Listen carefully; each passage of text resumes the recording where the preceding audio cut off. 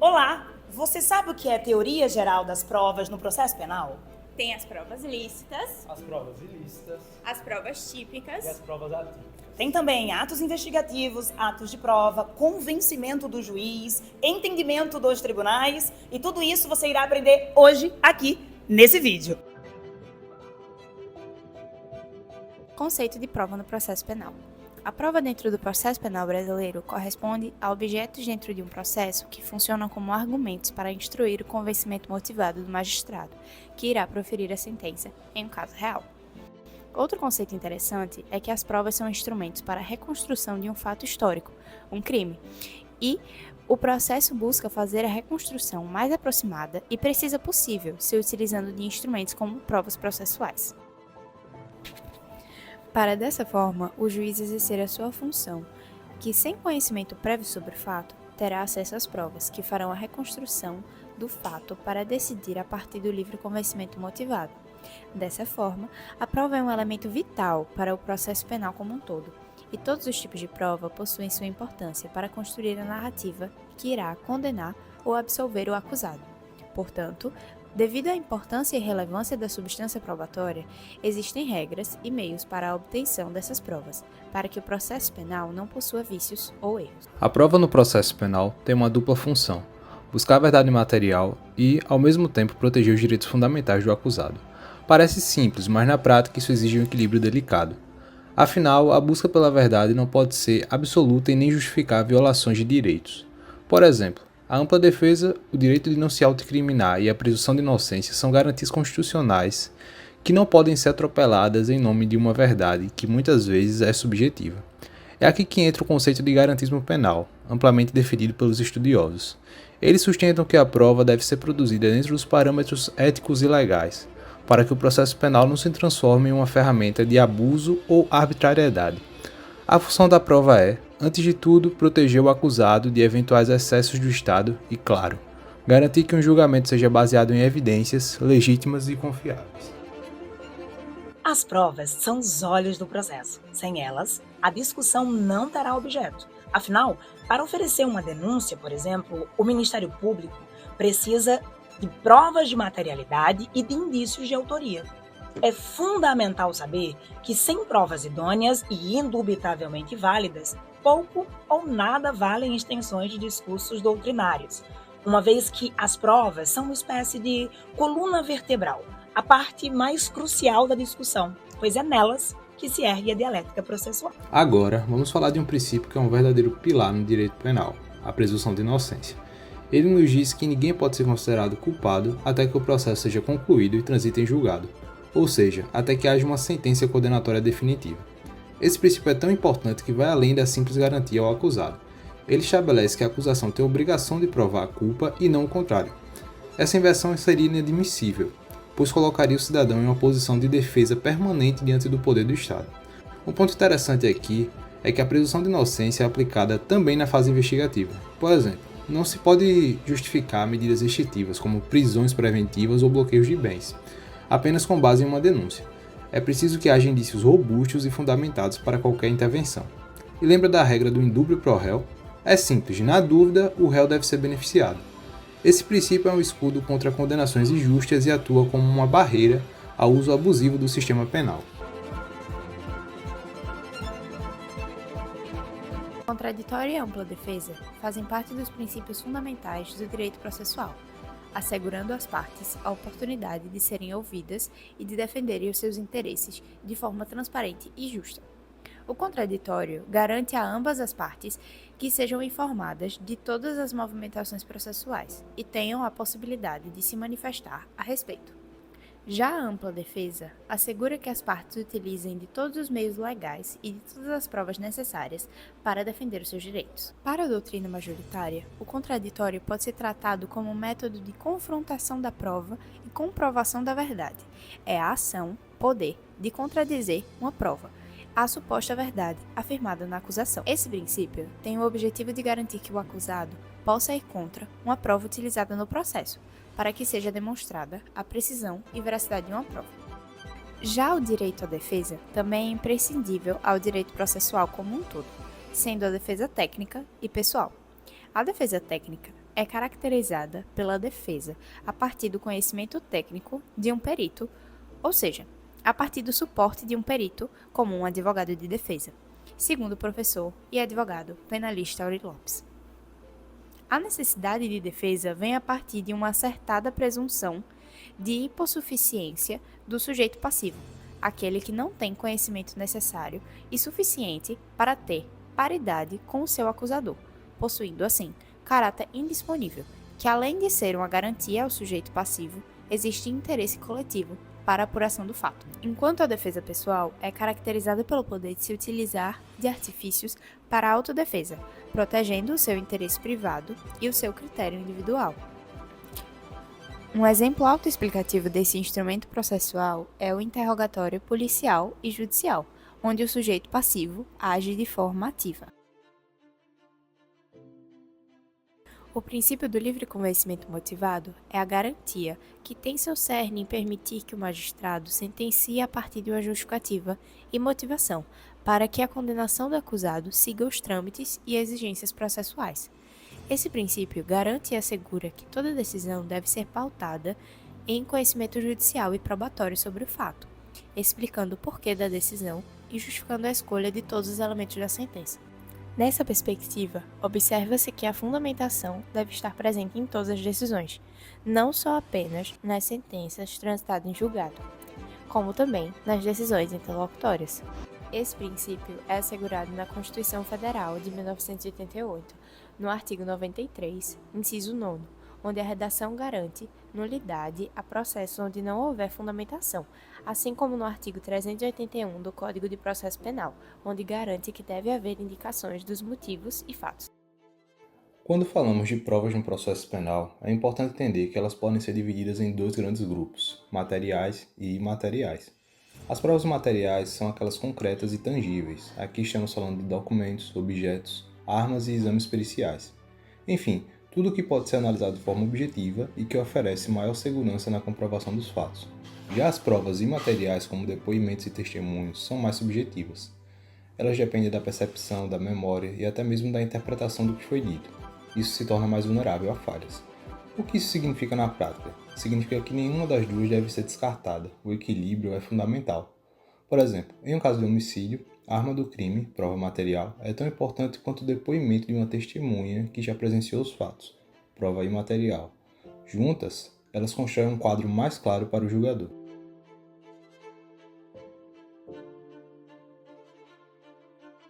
É válido lembrar que no processo penal, apenas provas lícitas são aceitas. Sendo assim, a prova precisa ser legal, pertinente, autêntica, em conformidade com a Constituição Federal, está sob o contraditório e a ampla defesa, possível de ser produzida e, claro, não ferir os direitos fundamentais. A prova deve ser produzida em contraditório e com estrita observância do direito de defesa. Você vê que esse assunto é muito tranquilo de compreender, mas para somar ainda mais, é muito pertinente que você saiba o que são provas típicas e provas atípicas. É o seguinte, provas típicas são as expressas no rol do Código de Processo Penal. Você já ouviu o termo crime tipificado? Então, é isso. Se o crime estiver no Código, vamos chamá-lo de crime tipificado. Se a prova estiver prevista no Código, chamaremos de prova típica. Já as provas atípicas, apesar de não estarem presentes no Código de Processo Penal, existem com base na ratificação, na confirmação de que o conhecimento científico caminha mais rapidamente do que o direito. O que resulta, claro, na necessidade de admitir provas além das previstas no Código. Sobre isso, quero te lembrar de que o inquérito policial, procedimento administrativo realizado por uma autoridade policial, não gera provas. Isso mesmo, gera atos investigativos.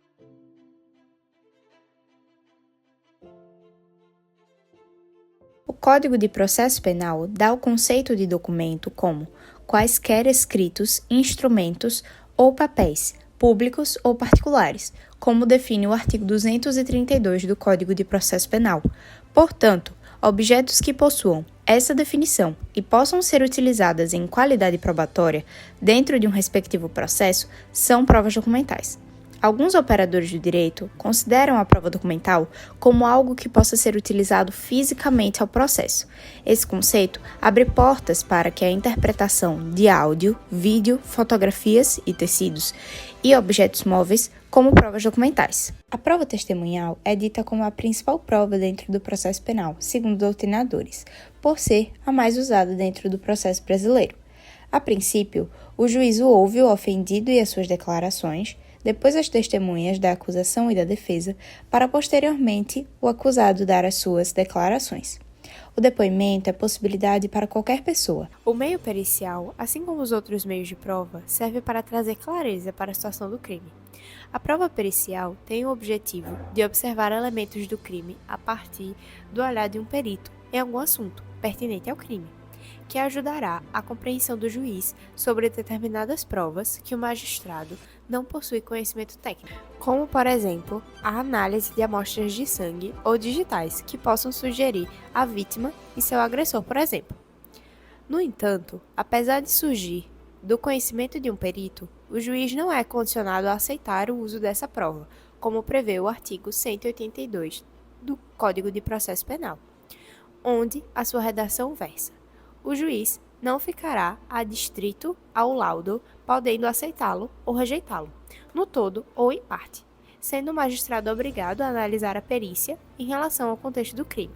A prova confessionária, confissional ou meramente confissão acontece quando o indivíduo assume a autoria de um fato criminoso.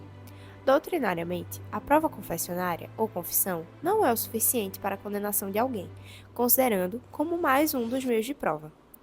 Para a confissão ser válida, é necessário que seja em juízo e que seja pela liberdade e autonomia do réu, e que esse indivíduo, suposto autor do fato criminoso, tenha sido informado de seus direitos. É importante salientar que a confissão deve ser levada em consideração para a decisão final da mesma forma que as outras provas juntadas ao processo, não sendo o suficiente para condenar ou absolver alguém. Um bom exemplo do porquê a confissão não pode ser o único elemento para condenar alguém é quando um jovem comete ato ilícito e seu pai assume a autoria, para que não haja a condenação de seu filho. Chegamos ao conceito de prova ilícita, que é uma das questões mais sensíveis no direito penal. Provas ilícitas são aquelas obtidas por meios que violam normas legais ou constitucionais. Estamos falando de situações como gravações sem autorização, buscas e apreensões ilegais ou confissões obtidas sob tortura. A exclusão dessas provas no processo penal não é apenas uma regra técnica. Ela é uma maneira de proteger o sistema de justiça e garantir que os direitos fundamentais não sejam violados. Afinal, como o Estado pode exigir que um cidadão cumpra a lei se ele mesmo não respeita os direitos legais? Agora, você deve estar se perguntando: existe alguma exceção à exclusão das provas ilícitas? Sim, existe, mas somente situações extremamente excepcionais, com base na teoria da proporcionalidade. Por exemplo, imagine um caso de terrorismo, onde uma interceptação telefônica feita sem autorização revela informações essenciais para evitar um atentado. Nesses casos, a gravidade do crime e a urgência da situação podem justificar o uso dessa prova, desde que seja feita uma análise rigorosa. Outro exemplo é quando uma prova é obtida de forma ilícita e pode salvar vidas. Imagine que, durante uma invasão ilegal a um imóvel, a polícia encontre evidências de um plano de sequestro iminente. Nesse caso, a proporcionalidade pode permitir que essa prova seja usada para evitar um mal maior. Mas atenção, essas exceções são extremamente restritas e elas não podem ser banalizadas, ou perderemos a credibilidade do sistema jurídico. Agora, vamos falar um pouco sobre a doutrina dos frutos de árvore envenenada. Ela funciona assim: se a raiz da prova é ilícita, todos os frutos derivados dela também são contaminados. Por exemplo, se a polícia faz uma busca sem mandado em uma casa e encontra armas, essas armas não podem ser usadas como prova. Da mesma forma, se essa busca ilegal levar a novas informações, como o paradeiro de um cúmplice, por exemplo, essas descobertas também são inválidas. Outro exemplo seria o acesso ilegal a um computador ou celular. Mesmo que as informações obtidas revelem a prática de crimes graves, tanto a prova inicial quanto as derivadas são desconsideradas. Essa doutrina é essencial para garantir que o processo penal seja conduzido dentro dos limites da lei. Permitir que provas ilícitas sejam usadas abriria um precedente perigoso e estimularia práticas abusivas. Para complementar, vamos falar brevemente sobre provas digitais e a sua cadeia de custódia. Com o avanço da tecnologia, provas como mensagens de aplicativos, e-mails e registros de geolocalização tornaram-se comuns no processo penal. Essas provas exigem cuidados rigorosos com a cadeia de custódia, que registra todo o trajeto da evidência desde a coleta até a sua apresentação em juízo. Isso é essencial para garantir a integridade e a confiabilidade da prova, já que dados digitais podem ser facilmente manipulados. Além disso, é indispensável respeitar os parâmetros legais na coleta dessas evidências, como obter autorização judicial quando necessário. Qualquer irregularidade pode comprometer a prova e até levar à sua exclusão com base na doutrina dos frutos de árvore envenenada.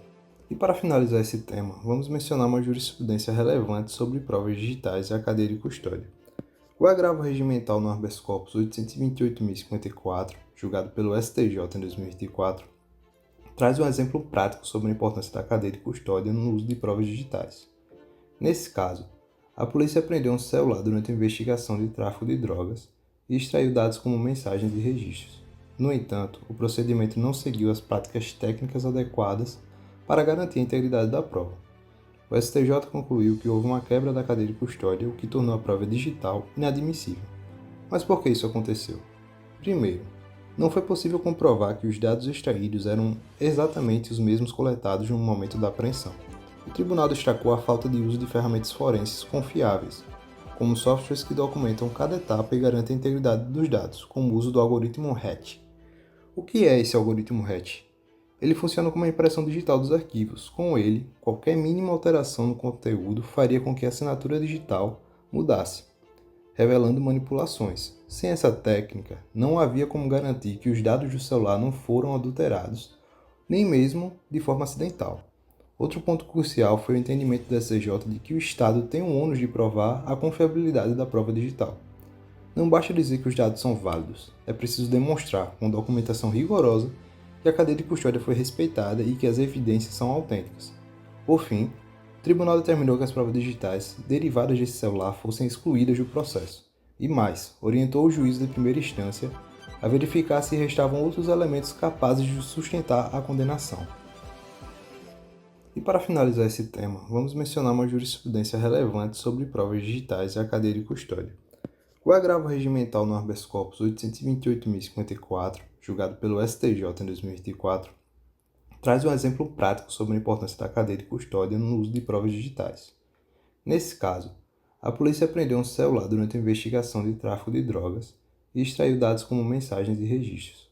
No entanto, o procedimento não seguiu as práticas técnicas adequadas para garantir a integridade da prova.